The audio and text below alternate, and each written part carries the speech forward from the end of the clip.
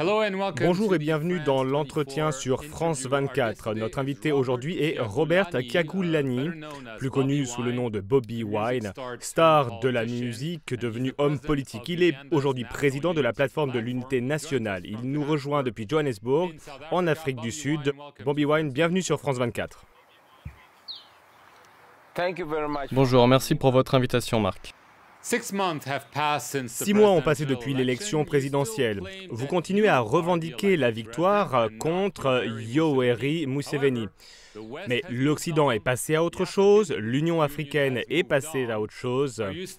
Vous considérez-vous encore comme le président élu ou avez-vous décidé vous-même aussi de passer à autre chose? Il n'y a pas matière à passer à autre chose en Ouganda.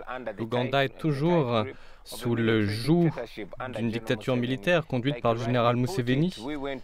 Comme nous l'avons dit, nous avons voté, mais dans une situation où l'Internet est bloqué, où toute mon équipe de campagne est en détention, certains ont été relâchés il y a un mois, un contexte où des milliers de nos soutiens sont détenus de manière illégale.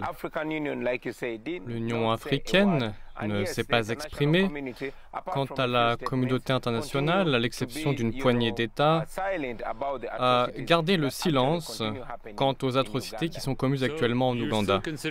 Alors, vous voyez encore comme le président élu d'Ouganda ou est-ce que vous dites aujourd'hui, tournons-nous vers l'avenir, voyons ce que l'on peut faire pour changer la situation dans le pays?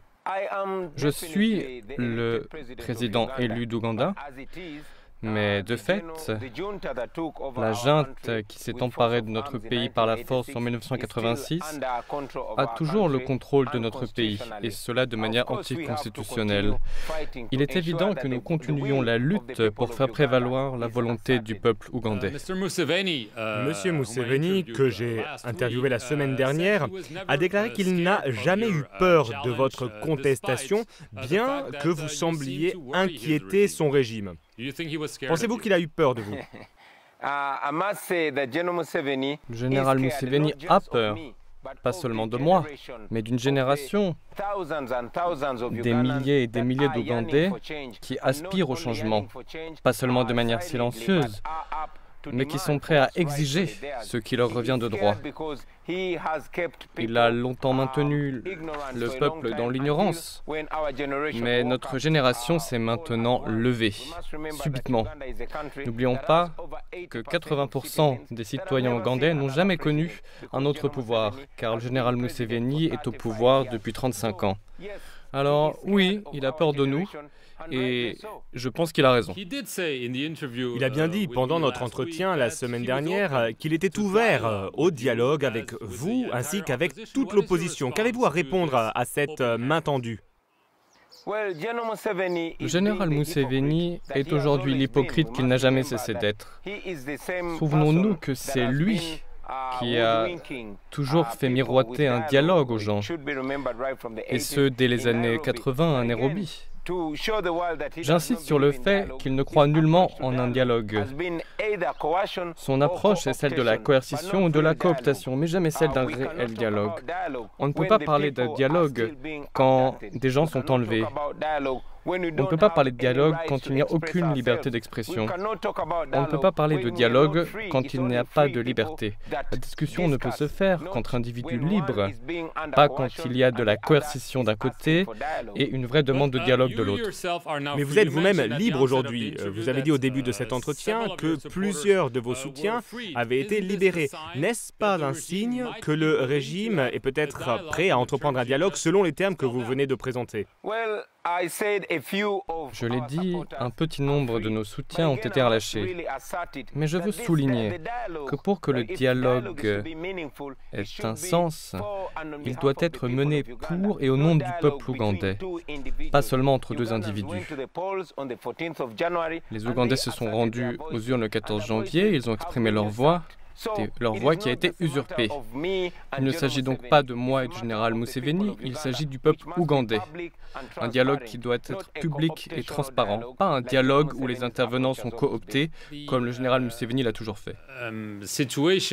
La situation en novembre dernier, a tourné à la violence. Plus de 50 personnes ont été tuées. M. Museveni a promis qu'une enquête serait menée, qu'elle serait publique, et il m'a dit qu'elle devrait être rendue publique et que les coupables seraient jugés. Le croyez-vous? Eh bien, ça n'est pas la première fois qu'un massacre est commis sous les ordres du général Museveni. Il s'est vanté du meurtre de masse d'Ougandais. Souvenons-nous que les enlèvements, les meurtres de masse sont perpétrés sous les ordres de son fils, général Muhoozi Kainerugaba, qui est à la tête de l'armée.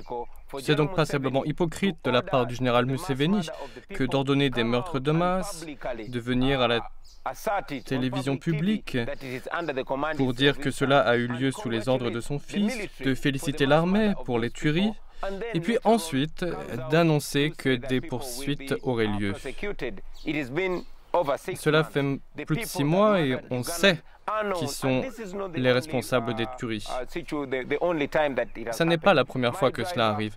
Mon chauffeur a été assassiné par les unités d'élite commandées par le fils du général Museveni. Les gens qui l'ont tué sont connus. Ils n'ont pas été poursuivis. Un boxeur célèbre, Isaac Senyang, a été tué par les soldats de Museveni et ensuite... Alors il ment lorsqu'il dit que justice sera rendue? Sûr qu'il ment. Ça serait drôle si ça n'était pas triste que de voir une personne dire une chose aujourd'hui et son contraire le lendemain. Vous avez parlé de son fils. Pensez-vous qu'il le prépare à prendre la relève? Qu'il veut que l'Ouganda soit dirigé par une dynastie? C'est presque évident. Le général Museveni est quelqu'un qui n'a jamais tenu parole. Mais ses actes parlent d'eux-mêmes. Il s'agit de l'homme qui disait qu'il quitterait le pouvoir à 75 ans.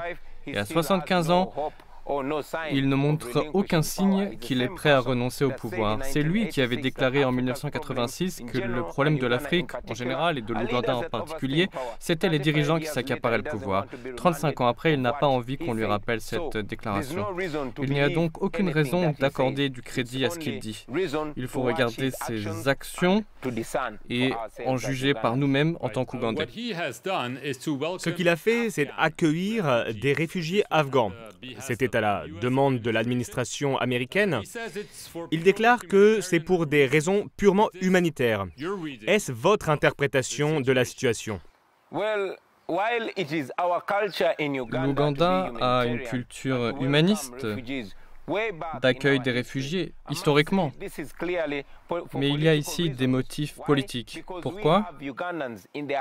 Car il y a des centaines d'Ougandais bloqués en Afghanistan. Il n'y a eu aucune politique de rapatriement et même aucune considération pour eux.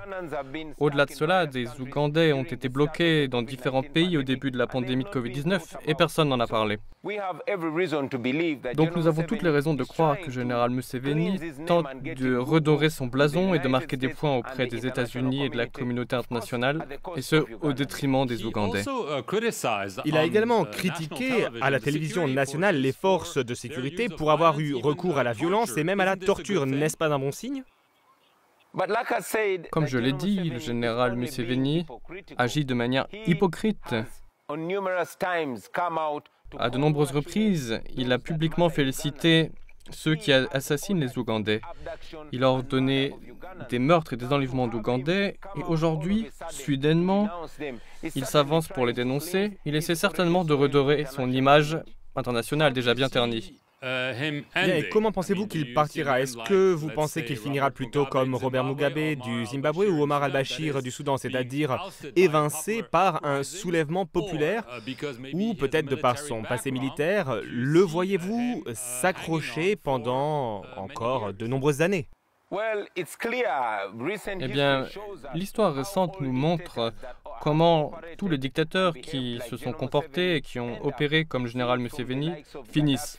On pense à Kadhafi, à Omar el-Bashir, à Mugabe, et ainsi de suite. Il n'y a aucune différence. Cela finira sans doute de la même manière. Le général Museveni a eu un parcours similaire à celui des autres dictateurs qui arrivent au pouvoir au nom de la révolution et qui finissent par devenir des despotes honnis, qui violent impunément les droits avant d'atterrir dans les poubelles de l'histoire. Ce n'est donc, nous pouvons en être sûrs, qu'une question de temps avant que le général Museveni n'atterrisse dans les poubelles de l'histoire comme tous les tyrans qui l'ont précédé. Mais alors on peut se demander, vous avez essayé de passer par les urnes, vous avancez que l'élection a été truquée. Est-ce que vous appelez à présent le peuple à se soulever pour évincer le président Museveni? Parce que vous pensez que c'est le seul moyen de se débarrasser de lui.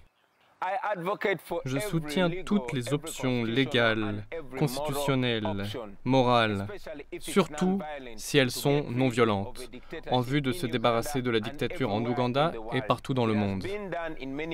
Cela a déjà eu lieu dans plusieurs pays africains et cela peut et aura lieu en Ouganda. Nous l'avons dit, nous le répétons, c'est dans l'intérêt et c'est la responsabilité du peuple de se lever, de saisir l'occasion pour se libérer lui-même, car il n'y a plus rien à attendre d'un tyran comme Museveni. Rien à attendre d'autre que des violations constantes de la Constitution et des droits humains. Rappelons qu'à l'instar d'Alpha Condé et de nombreux dictateurs dans le monde, le général Museveni a modifié la Constitution à plusieurs reprises pour faciliter sa mainmise sur le pouvoir. Mais comme je l'ai dit, cela finit toujours mal. Alors pour conclure, vous ne vous attendez pas à ce qu'il fasse un mandat complet? Le général Museveni fait uniquement ce que font tous les dictateurs, à savoir travailler à garantir sa mainmise sur le pouvoir, et ce, au détriment des citoyens ougandais. Bobi Wine, merci beaucoup d'avoir participé à cet entretien sur France 24. Merci à vous de l'avoir regardé et à tout de suite pour plus d'informations.